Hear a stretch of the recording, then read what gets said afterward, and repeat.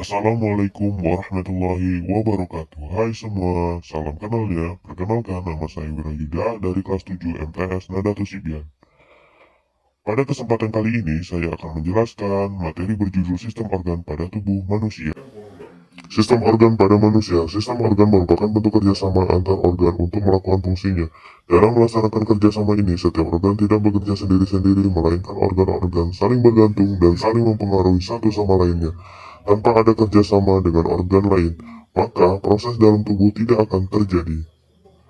Sistem organ pada manusia. Menurut Bloom et al., manusia memiliki 9 sistem organ, yaitu sistem pencernaan, sistem pernapasan, sistem sirkulasi, sistem ekskresi, sistem gerak, sistem reproduksi, sistem saraf, sistem endojumen, dan sistem hormon.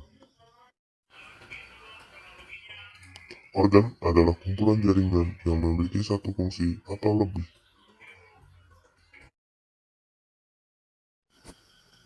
Sistem pencernaan. Sistem pencernaan adalah proses yang dilakukan oleh sistem organ pencernaan untuk mengolah makanan agar dapat diserap nutrisinya dan diubah menjadi energi. Sistem pencernaan makan. Mulut. Fungsinya adalah menghancurkan makanan sehingga ukuran menjadi kecil. Hati berperan penting dalam proses menetralisir racun. Empedu, yaitu kantong empedu, adalah tempat penyimpanan getah empedu yang dihasilkan oleh hati. Cairan empedu masuk ke dalam usus halus melalui saluran empedu. Usus besar, fungsinya adalah penyerapan air dan pembentukan feses.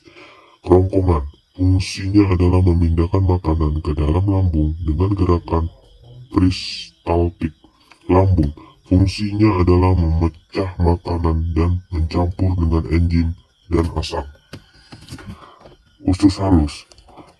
Usus halus memiliki fungsi utama, yaitu menyerap sebagian besar nutrisi dalam makanan.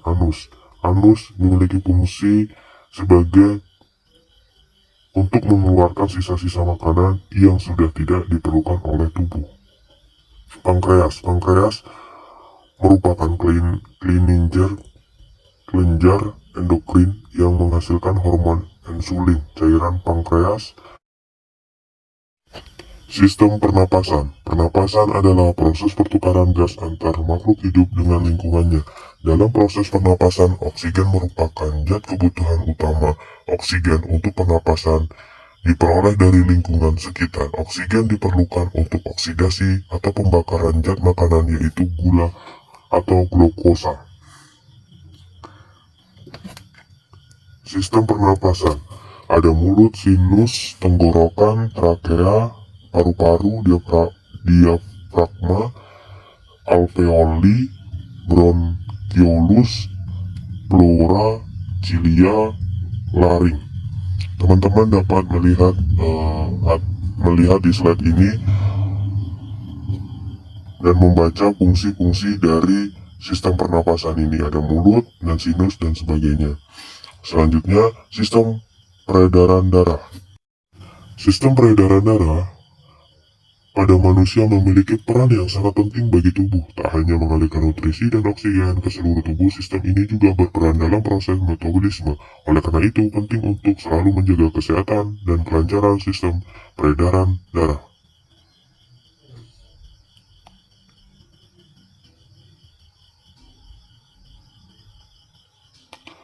Sistem peredaran darah ada jantung, pembuluh darah, dan darah. Jantung berfungsi menjaga aliran darah mengalir ke arah yang benar. Pembuluh darah berfungsi untuk membawa darah dari jantung ke bagian tubuh lain atau sebaliknya. Darah berfungsi untuk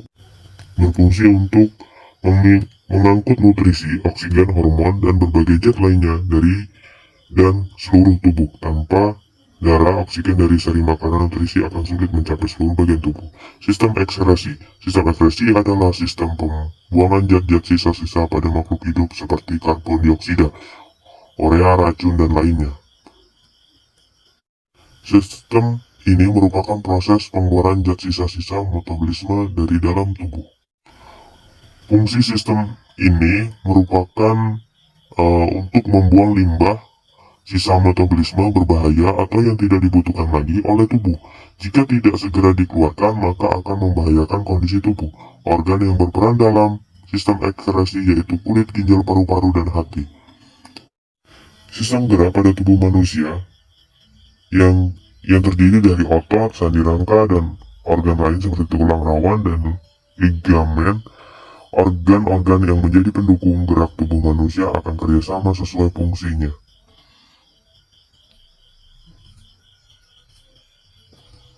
Sistem gerak itu pada manusia ada tulang, sandi, dan otot. Fungsi sistem gerak pada manusia adalah untuk melakukan pergerakan tubuh baik gerak aktif maupun gerak pasif. Tulang dapat berfungsi untuk menegakkan tubuh dan melindungi organ vital. Otot dapat berfungsi untuk melakukan kontraksi organ tubuh.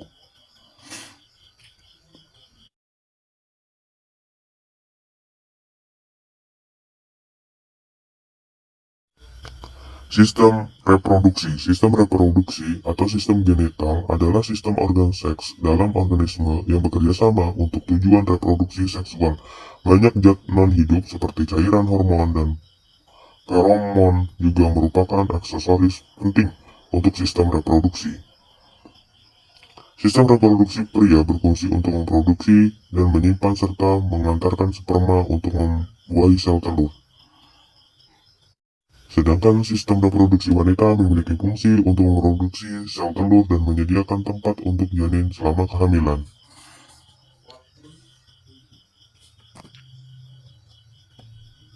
Teman-teman dapat memperhatikan gambar pada alat reproduksi manusia. Di situ ada wanita dan pria. Sistem saraf merupakan jaringan kompleks yang memiliki peran penting untuk mengatur setiap kegiatan dalam tubuh. Beberapa fungsi sistem saraf yang sering Anda dengar adalah untuk berpikir, melihat, bergerak, hingga mengatur berbagai pekerjaan organ tubuh. Fungsi yang paling utama adalah untuk menerima, mengolah, dan menyampaikan rangsangan dari seluruh organ. Fungsi ini akan berjalan dengan baik jika ada koordinasi antara fungsi sensorik, fungsi pengatur, dan fungsi motorik. Selanjutnya ada sistem entelogumen, yaitu sistem organ yang membedakan, memisahkan, dan menginformasikan kita dari lingkungan sekitar. Sistem ini seringkali merupakan bagian dari sistem organ terbesar yang mencukupi kulit atau rambut. Sedangkan hormon merupakan suatu zat yang dihasilkan oleh suatu bagian dalam tubuh. Organ yang berperan dalam sekresi hormon dinamakan kelenjar endokrin. Hormon tersebut bertugas untuk mengatur berbagai fungsi organ tubuh. Teman-teman dapat melihat contohnya pada gambar di bawah ini.